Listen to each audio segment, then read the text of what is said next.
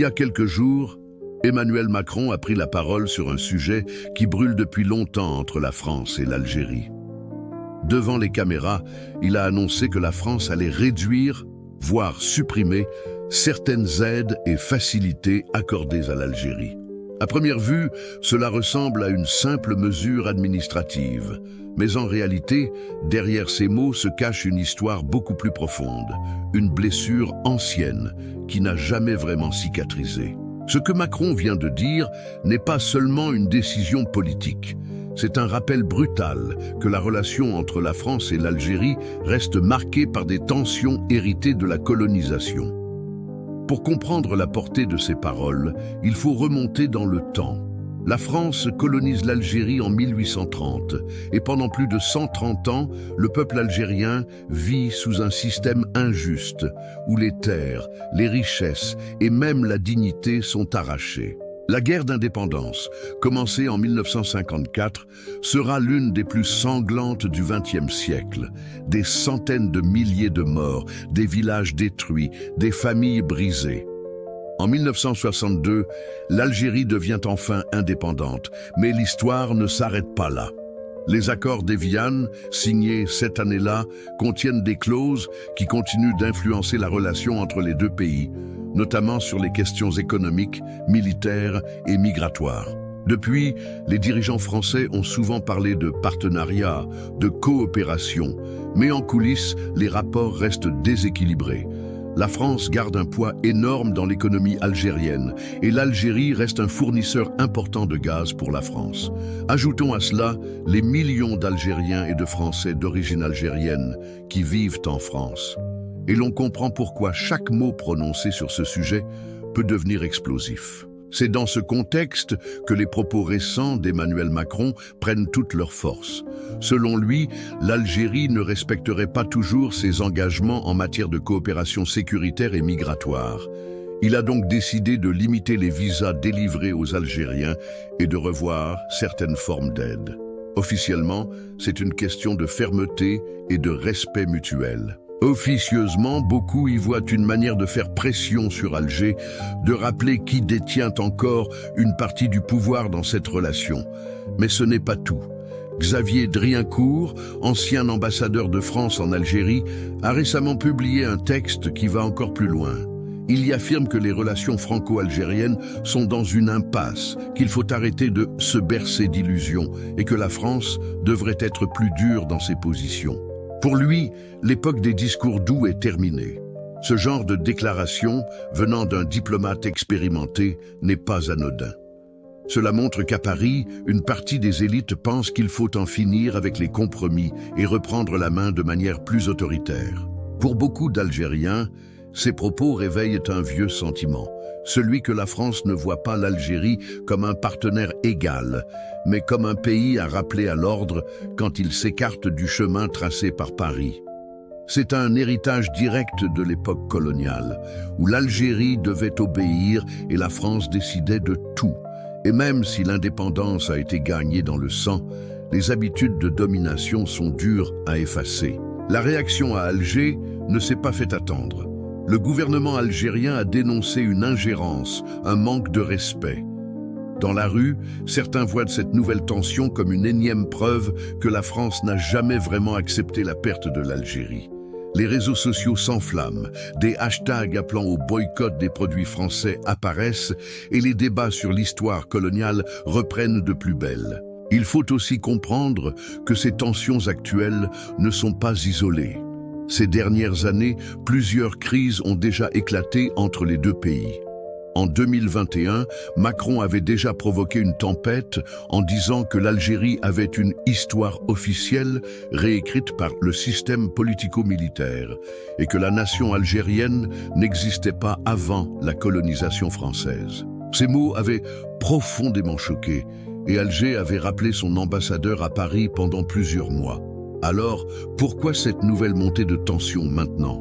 Certains analystes pensent que Macron cherche à montrer une image de fermeté sur la scène intérieure française, notamment à l'approche d'échéances politiques. En France, les débats sur l'immigration, la sécurité et l'identité nationale sont omniprésents. Se montrer dur avec l'Algérie, c'est envoyer un message à une partie de l'électorat sensible à ces thèmes. D'autres estiment que c'est aussi lié à la géopolitique. L'Algérie se rapproche de plus en plus de pays comme la Russie et la Chine, ce qui inquiète Paris. En coupant certaines aides et en limitant les visas, la France chercherait à rappeler à l'Algérie qu'elle a encore des leviers de pression. Mais ce jeu est dangereux. Car si l'Algérie décidait de réduire ses exportations de gaz vers la France ou de se tourner encore plus vers d'autres partenaires, l'impact pourrait être lourd pour l'économie française. De plus, une grande partie de la diaspora algérienne en France suit de près ces tensions et toute escalade peut avoir des répercussions sur le climat social à l'intérieur même de l'Hexagone. Dans cette affaire, il y a aussi une dimension symbolique. Chaque geste, chaque mot est lu à travers le prisme de l'histoire coloniale. Quand la France parle de fermeté, beaucoup d'Algériens y entendent domination. Quand Alger parle de souveraineté, Paris y voit parfois de la défiance ou de l'ingratitude. C'est une relation piégée, où les souvenirs de la guerre d'indépendance, des massacres et des humiliations ne sont jamais loin. Pourtant, certains espéraient que les deux pays puissent avancer vers une relation plus équilibrée.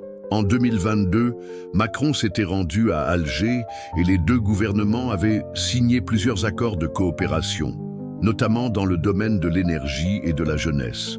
On parlait alors d'un nouveau départ. Mais à peine 2 ans plus tard, le ton a changé et les vieilles rancunes refont surface. Ce qui se joue aujourd'hui dépasse largement la question des visas ou de l'aide économique. C'est l'âme même de la relation franco-algérienne qui est en jeu. Une relation qui, depuis 60 ans, oscille entre rapprochement et affrontement, entre déclarations d'amitié et coups de froid. Tant que les blessures du passé ne seront pas reconnues et traitées avec honnêteté, chaque crise politique ou diplomatique risque de rallumer le feu. La partie 2 de cette analyse plongera encore plus profondément dans les implications de cette tension. Nous parlerons des conséquences possibles pour l'Afrique, des enjeux stratégiques cachés derrière ces décisions et de ce que cela révèle sur la place réelle de l'Algérie dans le nouvel ordre mondial qui se dessine. Car derrière la façade diplomatique, c'est toute la question de l'indépendance réelle des nations africaines qui est posée. Il y a quelques jours, Emmanuel Macron a pris la parole sur un sujet qui brûle depuis longtemps entre la France et l'Algérie. Devant les caméras, il a annoncé que la France allait réduire, voire supprimer, certaines aides et facilités accordées à l'Algérie. À première vue, cela ressemble à une simple mesure administrative. Mais en réalité, derrière ces mots se cache une histoire beaucoup plus profonde, une blessure ancienne qui n'a jamais vraiment cicatrisé. Ce que Macron vient de dire n'est pas seulement une décision politique. C'est un rappel brutal que la relation entre la France et l'Algérie reste marquée par des tensions héritées de la colonisation. Pour comprendre la portée de ces paroles, il faut remonter dans le temps. La France colonise l'Algérie en 1830 et pendant plus de 130 ans, le peuple algérien vit sous un système injuste où les terres, les richesses et même la dignité sont arrachées. La guerre d'indépendance, commencée en 1954, sera l'une des plus sanglantes du XXe siècle. Des centaines de milliers de morts, des villages détruits, des familles brisées. En 1962, l'Algérie devient enfin indépendante, mais l'histoire ne s'arrête pas là. Les accords d'Évian, signés cette année-là, contiennent des clauses qui continuent d'influencer la relation entre les deux pays, notamment sur les questions économiques, militaires et migratoires. Depuis, les dirigeants français ont souvent parlé de partenariat, de coopération, mais en coulisses, les rapports restent déséquilibrés. La France garde un poids énorme dans l'économie algérienne et l'Algérie reste un fournisseur important de gaz pour la France. Ajoutons à cela les millions d'Algériens et de Français d'origine algérienne qui vivent en France. Et l'on comprend pourquoi chaque mot prononcé sur ce sujet peut devenir explosif. C'est dans ce contexte que les propos récents d'Emmanuel Macron prennent toute leur force. Selon lui, l'Algérie ne respecterait pas toujours ses engagements en matière de coopération sécuritaire et migratoire. Il a donc décidé de limiter les visas délivrés aux Algériens et de revoir certaines formes d'aide. Officiellement, c'est une question de fermeté et de respect mutuel. Officieusement, beaucoup y voient une manière de faire pression sur Alger, de rappeler qui détient encore une partie du pouvoir dans cette relation. Mais ce n'est pas tout. Xavier Driancourt, ancien ambassadeur de France en Algérie, a récemment publié un texte qui va encore plus loin. Il y affirme que les relations franco-algériennes sont dans une impasse, qu'il faut arrêter de se bercer d'illusions et que la France devrait être plus dure dans ses positions. Pour lui, l'époque des discours doux est terminée. Ce genre de déclaration, venant d'un diplomate expérimenté, n'est pas anodin. Cela montre qu'à Paris, une partie des élites pense qu'il faut en finir avec les compromis et reprendre la main de manière plus autoritaire. Pour beaucoup d'Algériens, ces propos réveillent un vieux sentiment, celui que la France ne voit pas l'Algérie comme un partenaire égal, mais comme un pays à rappeler à l'ordre quand il s'écarte du chemin tracé par Paris. C'est un héritage direct de l'époque coloniale, où l'Algérie devait obéir et la France décidait de tout. Et même si l'indépendance a été gagnée dans le sang, les habitudes de domination sont dures à effacer. La réaction à Alger ne s'est pas fait attendre. Le gouvernement algérien a dénoncé une ingérence, un manque de respect. Dans la rue, certains voient cette nouvelle tension comme une énième preuve que la France n'a jamais vraiment accepté la perte de l'Algérie.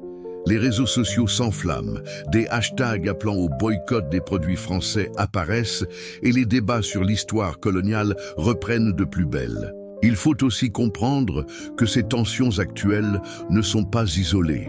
Ces dernières années, plusieurs crises ont déjà éclaté entre les deux pays.